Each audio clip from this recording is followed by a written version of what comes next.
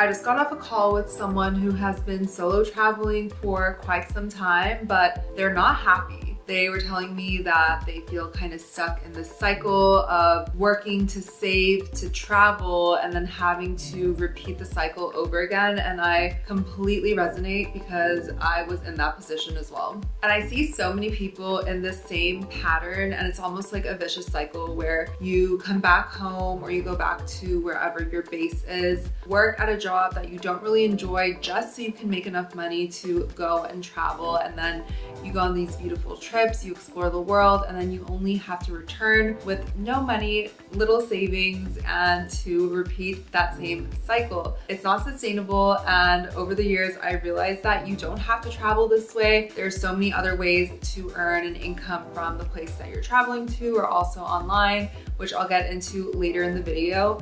But that's why I wanted to make this video. This is how to start solo traveling so you can actually really reap the benefits of solo travel. And shout out to the person who was vulnerable enough to share that with me, because I think a lot of us are in the same boat, but we aren't able to really voice it, or we don't want to voice it because travel is so amazing and we are growing and doing all these beautiful things that we don't want to admit that sometimes it's hard, and we do make a lot of sacrifices to make travel possible. But I think the more we open up about the struggles behind traveling and living this kind of lifestyle, the more we can create a community and also lean on each other and find solutions to these little obstacles, hindrances, or just mindset blocks that we might be facing. Me as well. By the way, it's Saturday again. I did solid core this morning, went to Whole Foods, grocery shopped, and I have my coffee. This time it has lavender, almond milk, and I had whipped cream, but it's basically gone. Love doing these on Saturdays. I actually just posted my video from last Saturday today, so check that out if you haven't already as well. So have you ever wanted to travel somewhere or start your journey as a solo traveler, and either your friends or your family tell you it's dangerous, I heard people get kidnapped there, that's not a safe place to go, are you sure? And they project their limiting beliefs on you. And it's not because they don't love you, it's actually quite the opposite. It's because they care about you and your safety.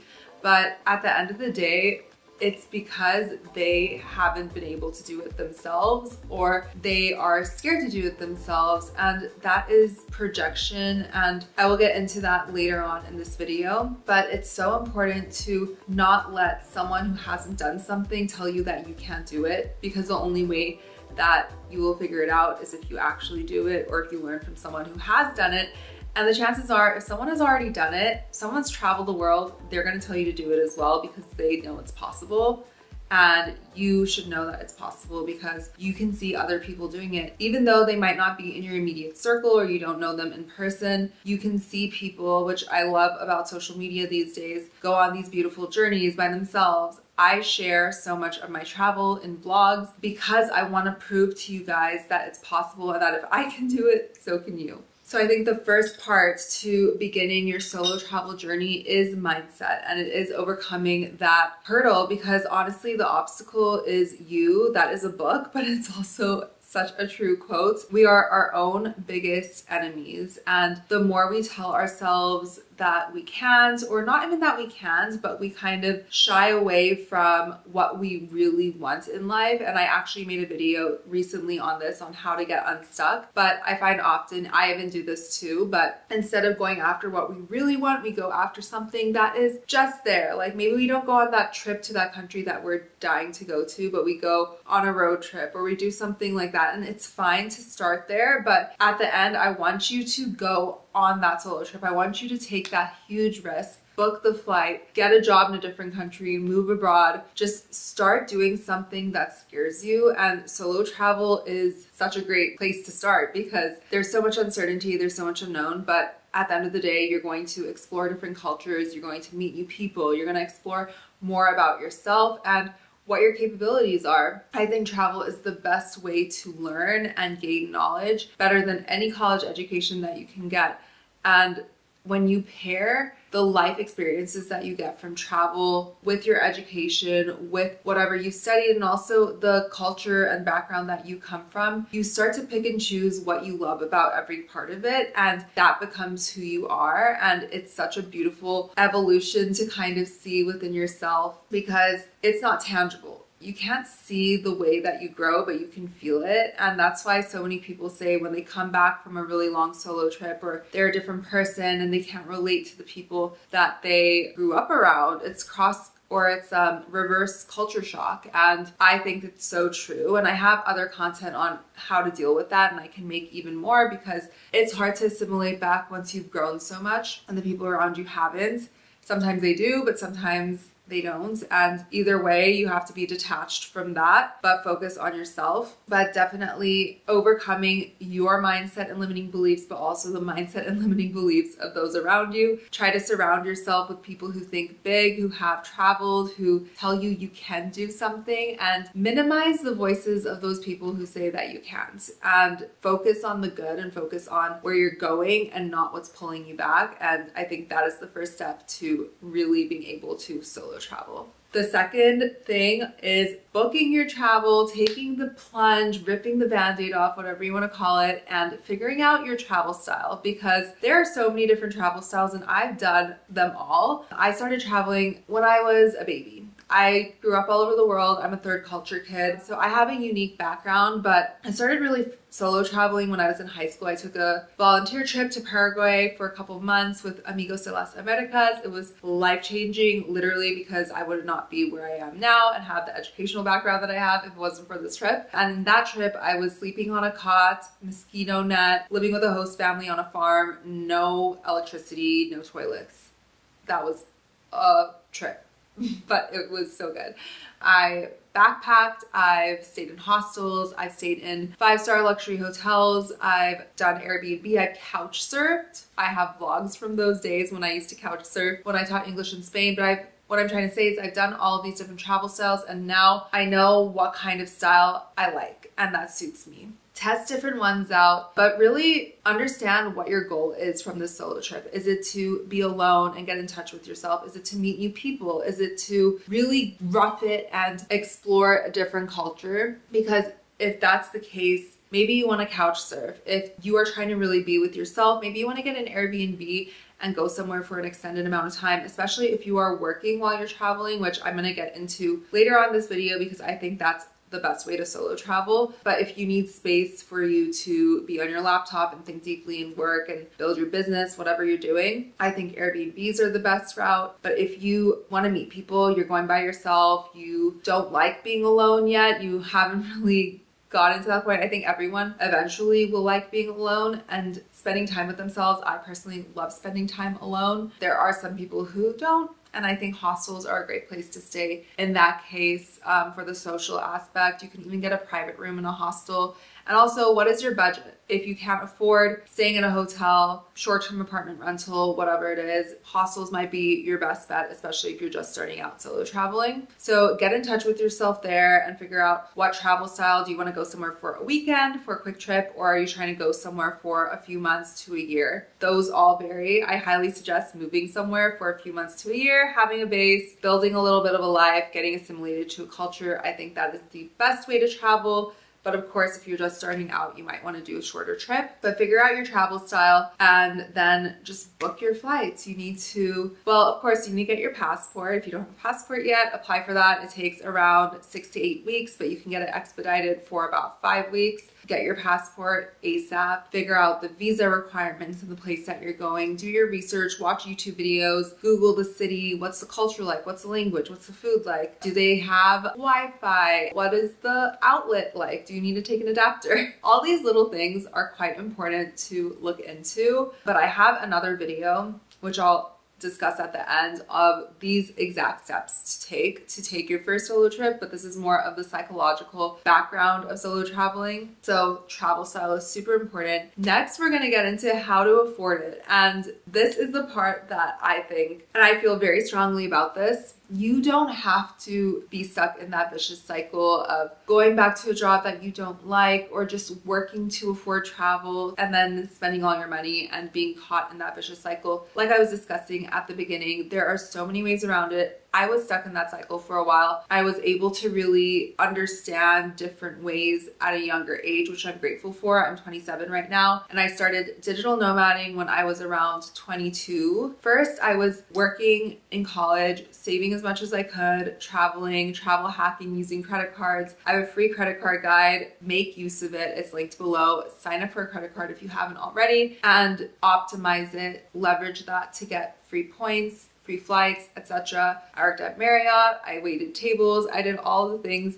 so that way I could afford travel and also get discounts by working in hospitality. But then when I graduated college and I moved to Spain to teach English for a year, that was when I had a mindset shift where I was like, okay, I don't have to make money in the US to travel. I can make money while I'm traveling, which is what I did in Spain. I have a lot of videos on how I lived off 1,000 euros a month in Spain for a year, because I did that, and I think that was one of the hardest things I've done, but also helped me grow. Like, if you can do that, you can do anything. And then that's when I had another mindset shift where I realized I don't have to just make 1,000 euros a month. I can earn money online. At that time, I was kind of teaching English online and giving private lessons, and you have a skill that you can monetize right now. Every single person has a skill that they can monetize, whether it's just speaking English. If you speak English, you can teach English and get paid for it. But I'm also a yoga instructor. I could take that with me to wherever I go and teach yoga classes, private or group, and I can make money off of that. But now I have my online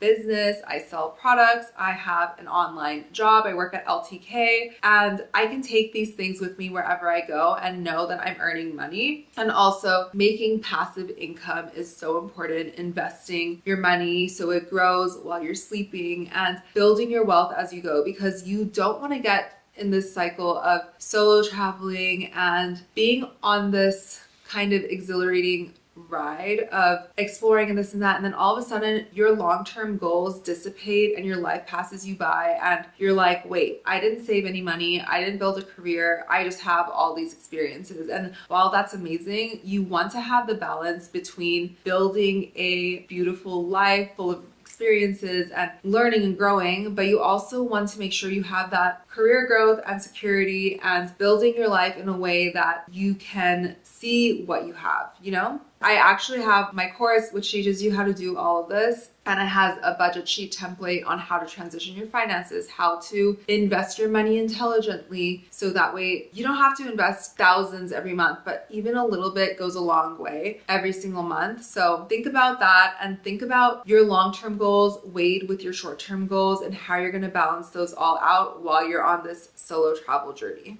And what comes first? It's kind of like the chicken or the egg. Resilience, growth, being brave, or when you start solo traveling, do you become resilient and do you grow and do you become brave? And I think you have to do it scared. A lot of people are waiting to be that strong version of themselves before they take that solo trip, but I think you have to do it scared, and you have to be terrified and just jump into it, because once you do that, that is when you start realizing, oh, I have this power within me. I can do this and I can make it work. And not only can I make it work, I can thrive in this space. And solo travel has caused me to become so confident, not only in myself, but in the risks that I take with business, with work, relationships, moves. All of these things have come from the education of solo travel and meeting different people around the world, learning about their cultures, comparing it to mine, seeing what I can take from them, and also seeing through my own eyes